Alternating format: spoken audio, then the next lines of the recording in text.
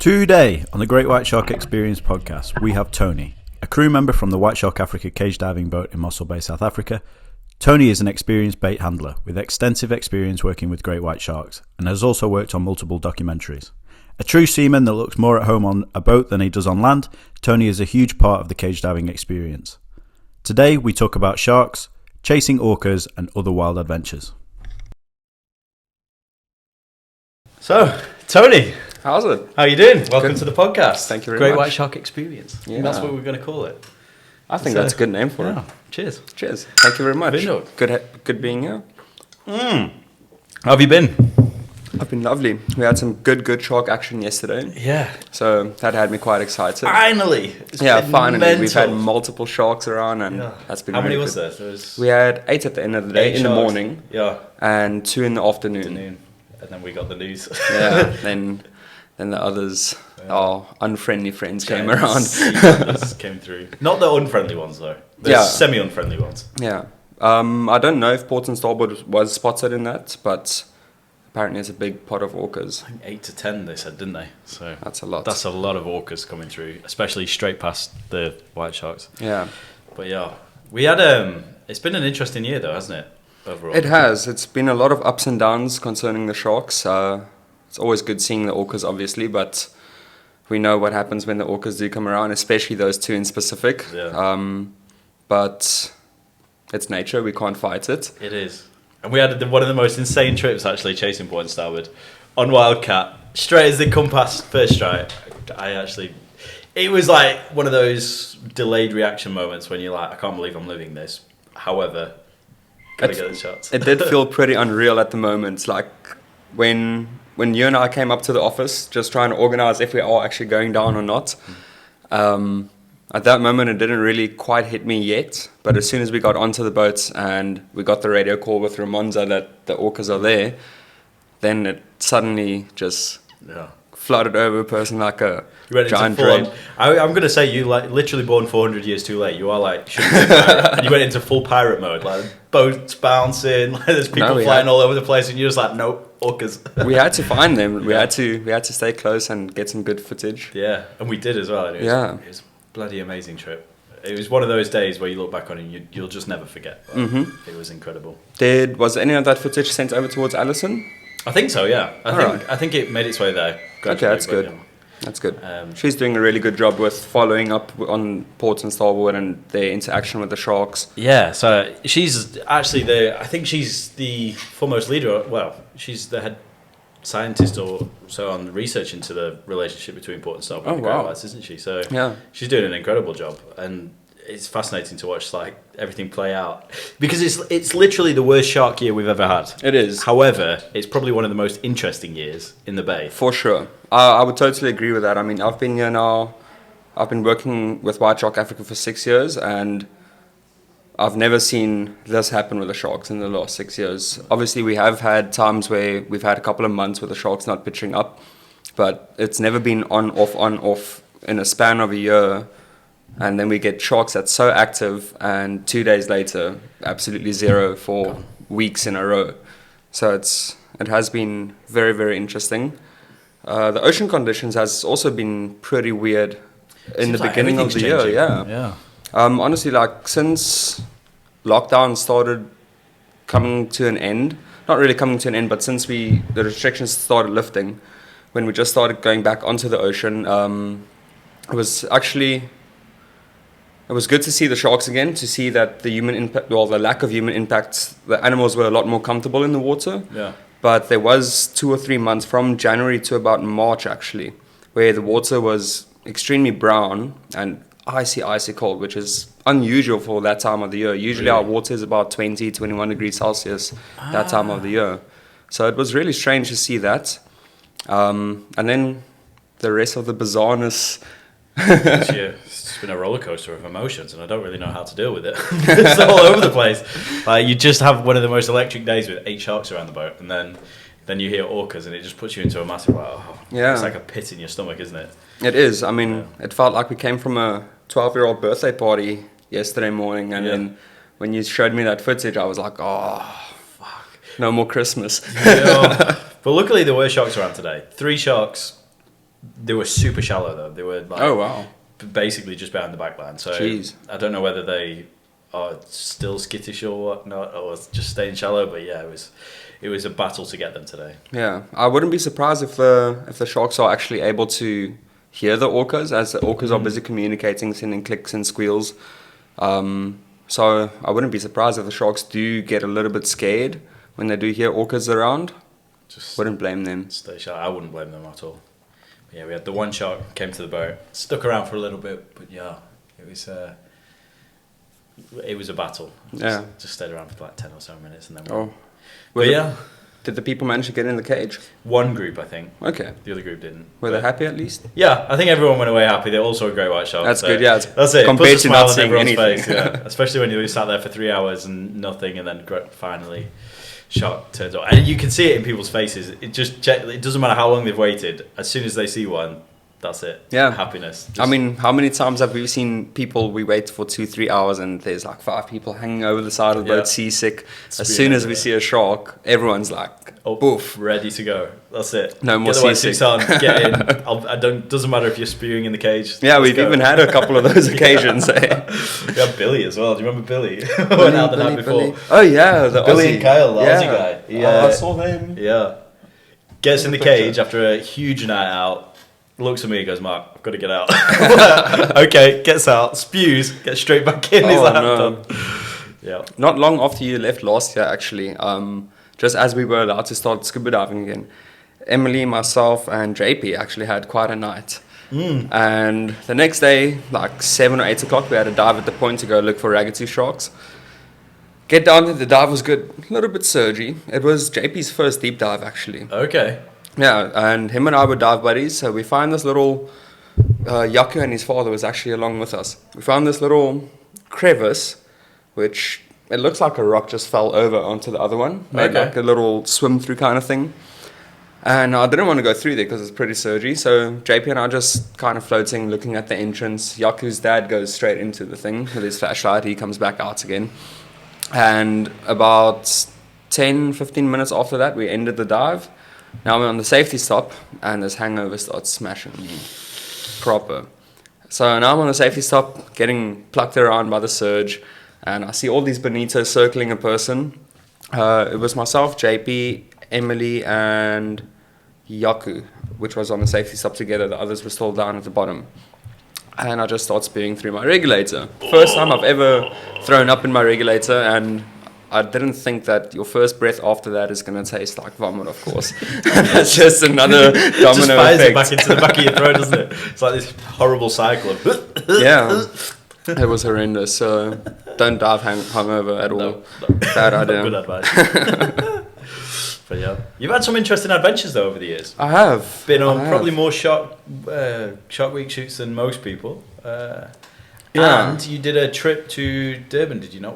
Yes, with Donald Schultz. Donald Schultz, myself and Conray. Have you done a podcast with Conray? I haven't yet. Is he on we the must lineup? get you guys on together, actually. Yeah, I think that would actually be a good one. That'd We be could good maybe fun. talk about the Durban trip. Yeah. Because that was actually a really nice experience. I mean, it's the first time where...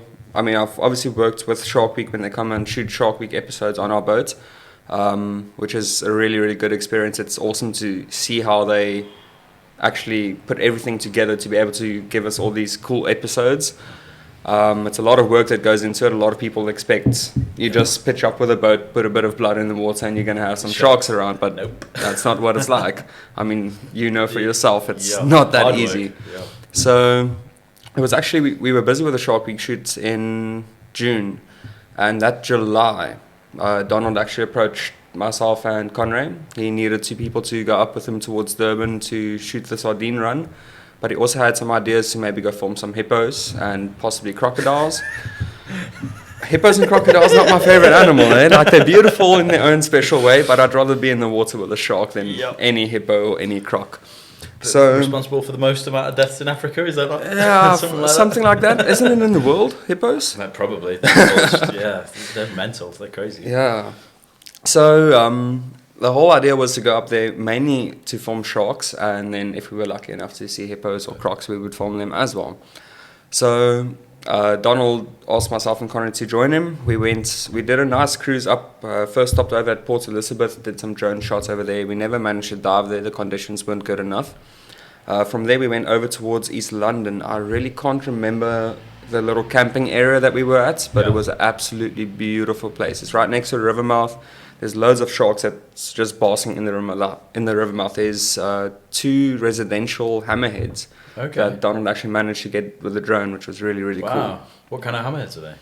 I'm not sure, hey. I actually... The smaller ones or the... it wasn't the greater hammerhead. It was most likely a scalloped. Yeah. Definitely wasn't a smooth. Definitely not a smooth. Too big for a smooth. Yeah. So yeah, we got that bit of shark footage over there, and then all the diving we actually did in Aliwal, but we were too early for the sardines. The sardines came a week after we've left. So we spent 8 days in Aliwal, did about 4 days worth of diving. We got oceanic white tips, we got a couple of black tips, we got 1 scalloped hammerhead, which was actually following little follow cam that Conrad and I built. I heard about this, yeah. It's very similar towards what Andy Casagrande's follow cam looks like. It's also the hydrofoils, but we've just built it a little differently. With a GoPro on there, and we have that about 10-15 meters behind the boat, just cruising on at about 4 or 5 knots. And we did have white tips as well, chasing it, and it was really, really cool. So I saw the footage actually when they just come zooming into the camera, like chasing it as like a pack. It looked really cool. It looked like dogs. They were fighting, just trying to get in front of the frame. So we got that really cool footage, and then obviously while we were diving, that was really nice as well. Donald has a anti-venom farm, a snake anti-venom establishment really. They are making dry antivenom out of snake's blood, which actually consume other venomous snakes. Okay. So now instead of having to keep a wet antivenom in the fridge and trying to keep it fresh, which costs a lot of money, in areas like Zululand where the farm is, they don't have access to electricity or fresh water or anything like that. So it's much better to just have a dry antivenom, which they make out of snake's blood, which is pretty amazing. So what do they do then? Mix that with like liquid and... so once it's a dry antivenom, then they just need to mix it with a saline solution. Okay. And that can then get injected, and that's an antivenom. So they mainly focus on boa constrictors and forest cobras, snakes that feed on venomous snakes, really. Okay. So they obviously have a natural antivenom within them, in their blood. Yeah. And that's how it does it. I'm not too clued up with all the science behind it. Sounds but interesting. it's really, really interesting. So we spent the last few days with him on his farm there. He's got so many species of snakes on that farm. But you were in heaven. I was in heaven. You love I mean, you know how I like you my love snakes. Yeah. So I was having a ball. And Conrad as well, he also loves snakes. So we had a really good time there. Crazy. Like sharks, at least you know. You can see them. Snakes are everywhere. Yeah. We actually saw a puffer just the other day by Pinnacle Point. It was pretty nice. Really? Beautiful snake, yeah. Oh, wow. It looked very healthy. Yeah. I heard there was one in town the other day, actually. Oh, really? Yeah, somebody's cat brought one back. Wow. Yeah. Brave cat. Yeah, so I think there's a few around. Yeah. Summertime, obviously, they do come out a lot more out of hibernation, need to start feeding and whatnot. Yeah. Oh, smashing. Yeah. So yeah, things have been changing over the years, especially with the sharks as well. It has, It has. Yeah. I mean, we don't know what the future holds. We can hold thumbs that we continue seeing the animals. Yeah. But let's hope Poseidon is in our favour. Yeah, in our favour. We need him to be. But yeah, no, it's definitely been a roller coaster this year. But in past years, we've had some like incredible sharks. Yeah, we have. I mean, if you take 4 years back, the amounts of sharks that we got around the boats at the island. How many did you guys used to have? Like, Geez, we used to average around 9 sharks per trip. And we used to do 3 trips a day. Through the year? Through the year. Every year. And I mean, that's just 9 sharks for that specific trip. So throughout the day in the 3 trips, we could see about 12 to 14 different sharks. It's really, really cool. The most I've personally seen around the boat was 21. I think Ewan was on that boat, if I'm not mistaken. Joe was the captain. It was myself, Richard, and Alan that worked that day. Ewan was on board, and it was crazy insane. Amount of sharks. And there's nothing you can do then. There's No. just so many sharks. As soon as you put the bait head in, You're just surrounded by shark. Like you put the bait head in, you tell the people in the cage, shark approaching from the left, put the bait head in, and as soon as the bait head lands, there's another shark coming from the bottom, and one from the they right. just, it's crazy. You can't dive with so many. You can't even comprehend it though when you're thinking, because sometimes you think it's the same shark just going in front of it's hard to tell from underwater, especially in the cage. And then when you go up top in the crow's nest, and there's just shark. Yeah, you look around you, and it's just what? I've had a few of those days now, but they're rare. Like they are rare, they're but it's becoming so rarer. special. Yeah. When you see them, they're incredible, and when they interact with each other as well. Oh yeah, the way those that they respect each other just by communicating with body language is really, really special. Have you got any favourite sharks? My all-time favorite is obviously Shredder. She's the shark that's been the closest to my heart since I've started working with white sharks. She was beautiful. It's just the way that she would act around the boat and interact with the people in the cage. She would obviously check out the tuna head, the bait line. She'll look at it, give it a bit of a sniff or a bit of a bump. Yeah. But as soon as she's done with the bait line, she'll head over towards the cage, look at the people, tilt a little bit sideways, and she'll just rub her pectoral fins up along the bars of the cage.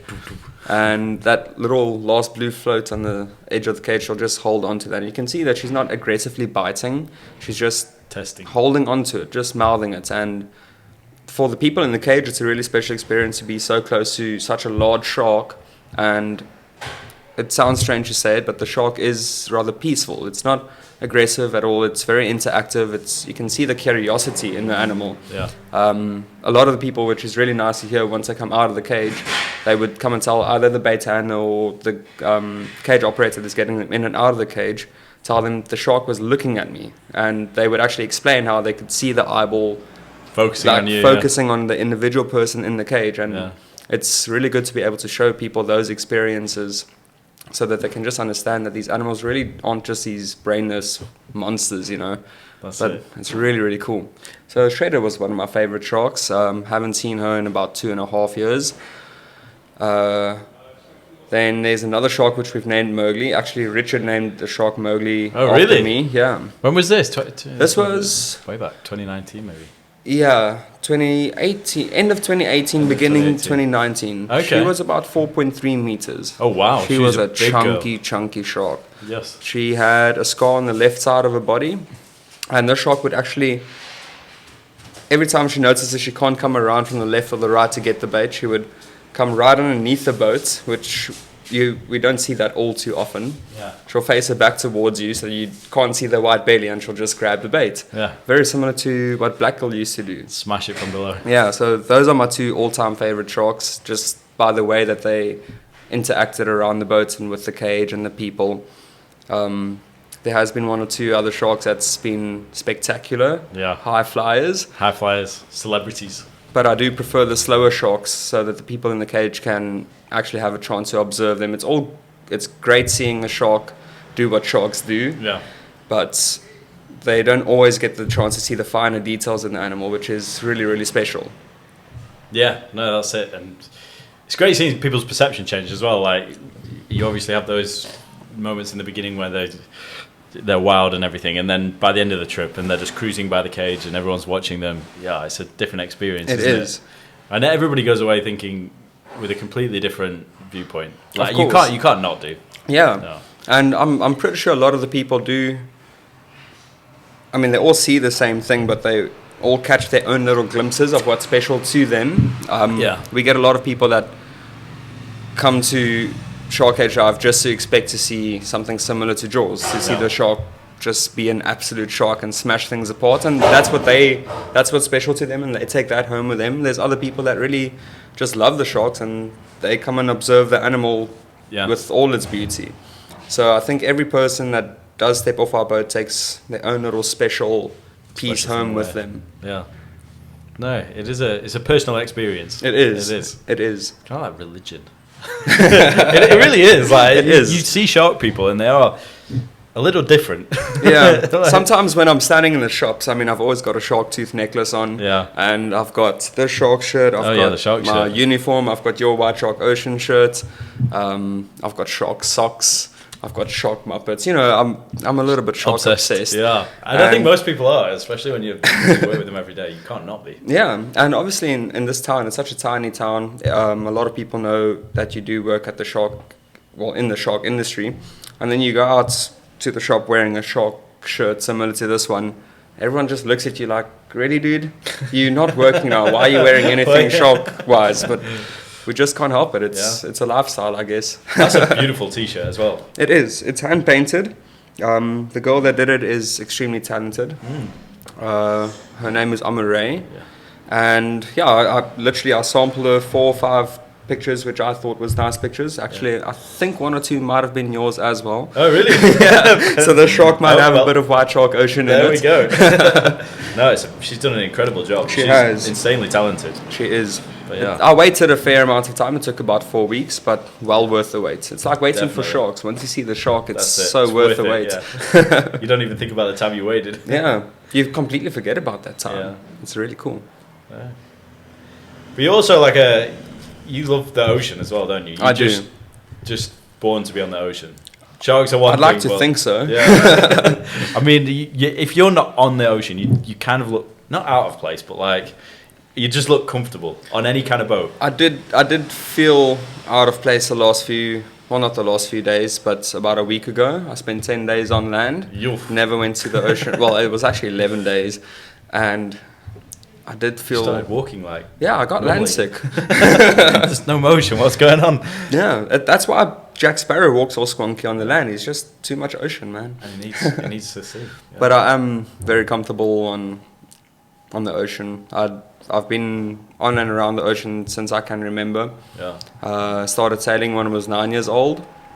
And yeah, the ocean's been in me ever since. I think I really do have salt in my veins.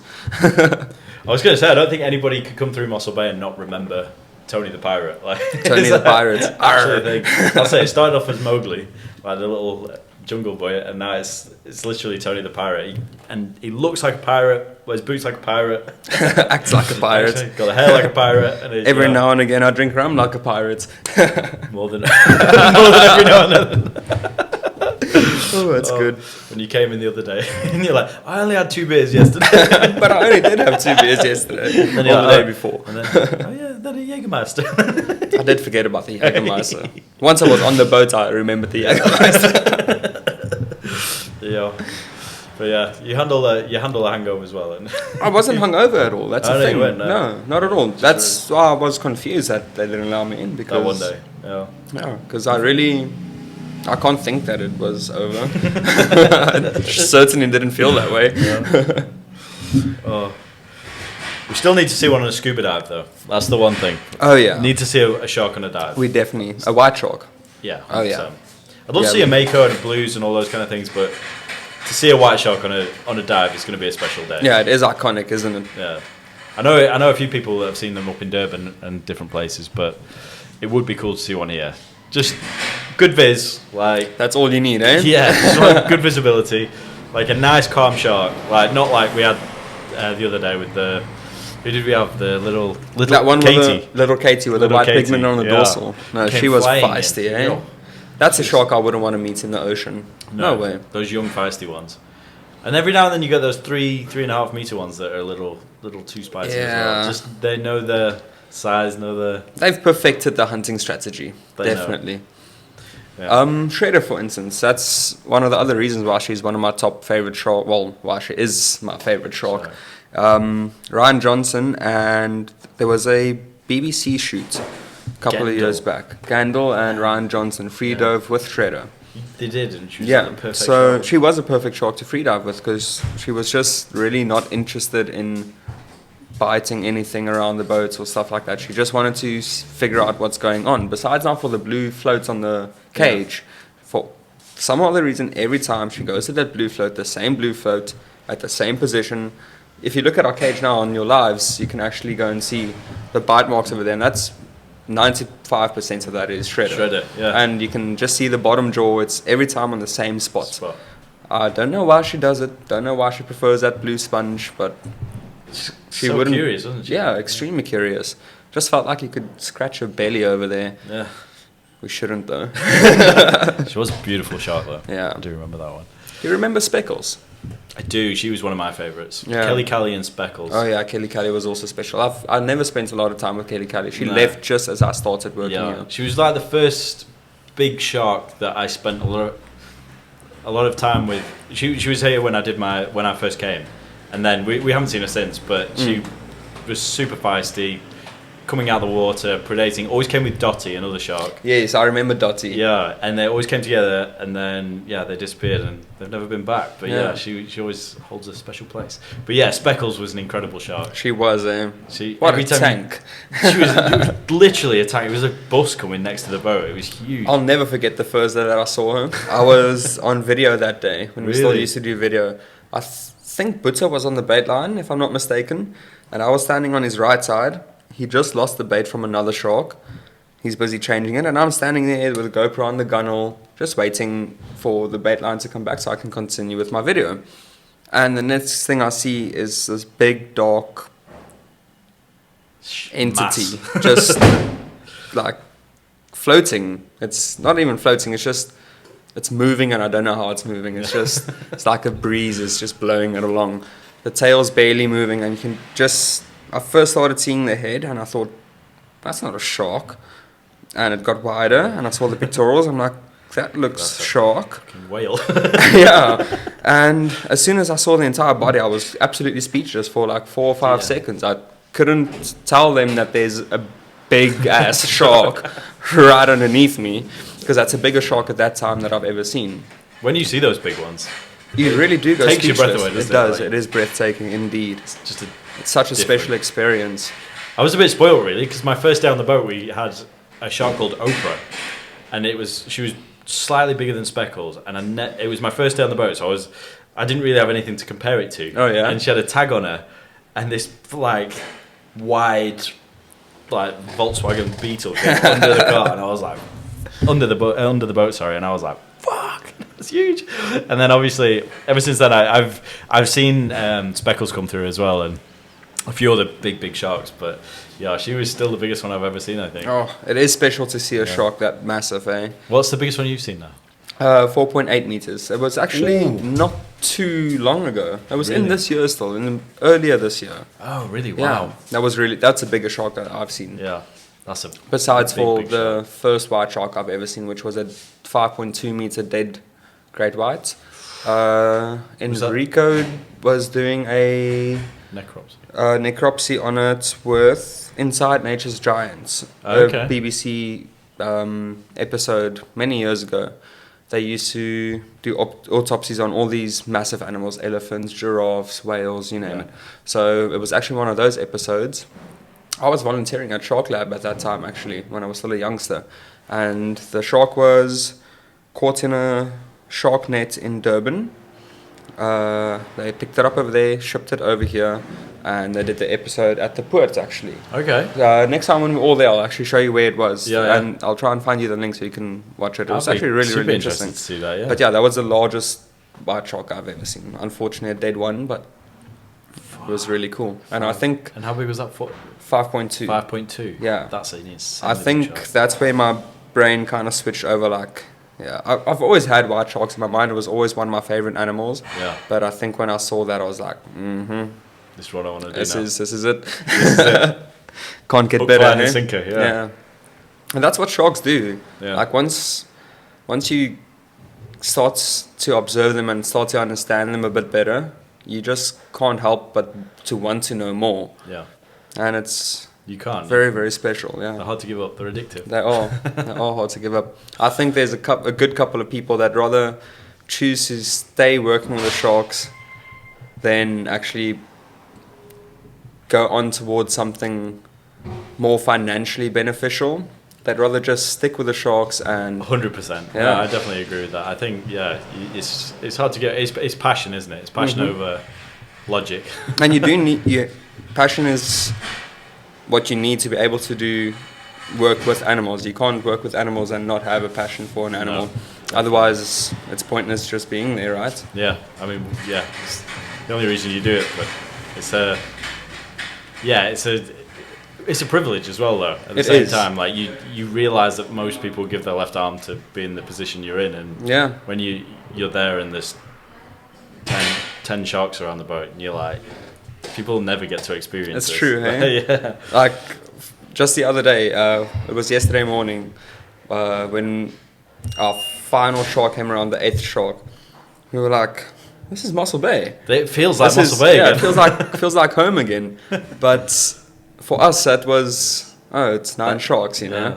We're used to seeing 12 sharks or Yeah. 13 sharks. Well, back in the day, yeah, you would, a 9 shark day, you'd be like, well, this is just normal. Yeah, and we started taking that for granted, but we sometimes, like you just said, we sometimes forget that there's people that's never ever seen a white shark. Yeah, so even one Yeah. is amazing for them. I mean, we've had 50-year-old men and women on our boat, tears of joy when they come out of the cage, because it's been their lifetime dream to be able to see a great white in its natural habitat. Can't see it anywhere else. So yeah, I think Guadalupe's closed now. I think Australia. To be fair, Mossel Bay used to be, well, it sort of, even to a certain degree, still could hold the title of best place in the world to see great white sharks. Like if Guadalupe's closed and insanely expensive. Like Australia also has problems seeing their sharks, and they have to go quite far offshore. yeah. There's nowhere else in the world you can go 10 minutes offshore. Exactly, see right. great white shark. Not even. I mean, if you were lucky, you could stand on the beach and see them. But Yeah, go to plate. yeah, go to Claimbrack. Just look in the waves. So yeah, we're incredibly lucky and privileged. But yeah. Yeah. But, yeah. The first time in my very first Shark Week shoot that I've worked on, just as a shoot finished, because I had to keep myself contained, you know. Yeah. Because as a child, you watch Shark Week and See the grew up people coming. seeing it, and you always think to yourself, "Wow, that's really so cool." Never in a million years that I think I'm going to be standing on that boat, helping these guys get these shots. And I had to compose myself in my first shark shoot. And once the shoot was done, I kind of just took a couple of deep breaths and just to let it all sink in. Do you know what you just did? Yeah. You know what you were just part of? Really You were just made literally part of history in the making. It's part of Popular shark culture. science. Yeah, popular Yeah. culture. And there's so much that a lot of people that don't get the opportunity to go out and be able to see the sharks, they get to learn so much through those episodes. Yeah. And maybe they decide one day, let's go and see the sharks. And Yeah. Well, that was another point that actually somebody made the other day, was the fact that people give Shark Week a lot of stick because they obviously, the science isn't always super accurate. It's not always like straight on, and it doesn't focus solely on science. yeah. But the reality is, so many people know about sharks because of Shark Week. They know their audience, and people discover sharks because of Shark Week, and then maybe go on to do more of the sciencey stuff. Yeah. And Shark Week have been really good in knowing their audience, and that's the thing I'll give them credit for. Whereas I think, don't get me wrong, I'd love to see more science. I'd love to see a few more bits and pieces, like legitimate science stuff. I don't always think they do the best job they could. However, like, so many people have come to sharks because of Shark Week. Of course. And it is such a huge part of popular culture now. Like, you know the Shark Week sign. Like, Yeah. everyone knows it. It's like, Yeah. It's world famous. yeah. Even if it's only aired in, I think it's aired everywhere now, but it only used to be in America. But even then, everyone Everyone knew about what it was. Yeah. And like you said now, with the sciencey side, we would like to see more science in Shark Week. It would be really nice. But then again, you might lose a bit of the viewer Yeah. because not everyone is clued up about the science with sharks or why we do certain things for certain experiments. So it's most likely just to keep that interest in the shark world. They throw a bit of science into, just show the people what's happening, and then they don't want to bore you with all the science, especially the newer people in the shark world. Yeah.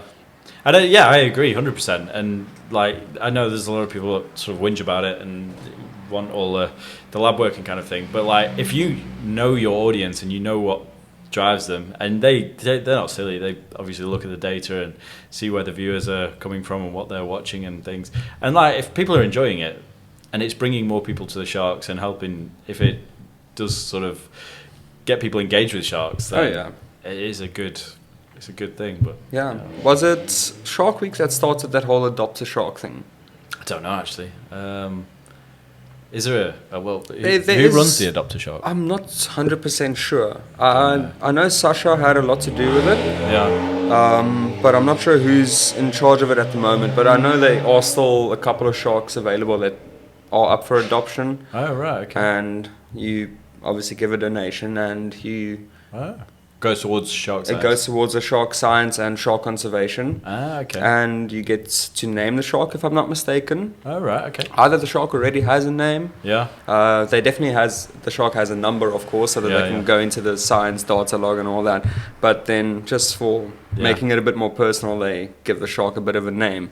I'm not too sure who's in charge of that, but we should definitely have a look at that and Interesting. get some more Yeah. people to adopt some sharks. Yeah. The sharks keep do the need science it. going, yeah. Yeah, No, but it's they're very right. important work. Yeah. No, it's worrying that obviously we're kind of like losing them slowly, and we need to keep these guys around. And Yeah. especially with the orcas and Actually, people give the orcas a lot of stick, but like the overfishing, That does poaching, play a very big role in it. yeah, bycatch. Yeah. everything. Remember? And I think that's where a lot of the big sharks probably have gone, unfortunately. Yeah. I think Yeah, they're in other places as well. I don't think they've all died, but I think a lot of them have been caught up in those kind of things. Yeah, Chris Fallows actually, when the killings of the white sharks became a bit more of a regular occurrence around False Bay, Gans Bay area, Chris Fallows actually did mention that the commercial longliners do have a big role to play with the white shark population decreasing as well. Because of course the white sharks do feed on a lot of smaller species of sharks and also big lionfish and all those kind of things. So if those species and that prey source does get depleted, there's not enough food around for the white shark, and every now and again orcas come around. Now you've got a threat and not enough food around, so why stick around really? That's it. Yeah, Oh, that's cool. I mean humans do the same. If Well, that's it. Yeah. there's a natural disaster and there's no more natural resources Move to and a another area. threat, we get out of there. We Yeah. have to. How Yeah, else are we that's going to true. survive? And they're pretty smart sharks, hey.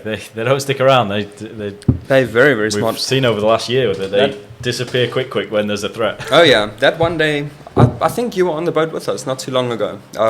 We had some sharks around, and then Zandre was also with us on the boat. And he saw something way in the distance swimming, and he told Darby it was orcas. And Darby said, no, it's not orcas, it's humpbacks. So I come to the front, and people up top also saw clients. Yeah. And the one lady had binoculars. She said, no, it looked like orca. Okay, yeah. So I look at it for a little bit. Oh, no, you were on shore. Was I? You were on shore, yeah. I messaged you that day. No, you yes. were on Wildcats, chumming at the island. We were somewhere else, yeah. We were Yeah, in and a I still different spot. messaged you telling Yeah. me we just saw orcas. I remember that day. Now, that day we had 2 sharks around the boat. So the sharks disappeared. They were around for about half an hour. Yeah. Sharks disappeared, didn't come around again for about 15 minutes. So Andre said he saw whatever that was that he saw.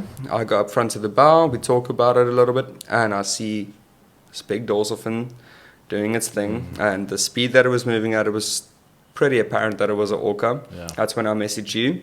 And the sharks were gone immediately. Yeah. Like before we saw the orca, the sharks most likely knew that they were there and they were Yeah. gone. As soon as the orcas were about a kilometer away from us, the first shark came back towards the back. boat again. So they do know how to flee really well when there's a threat.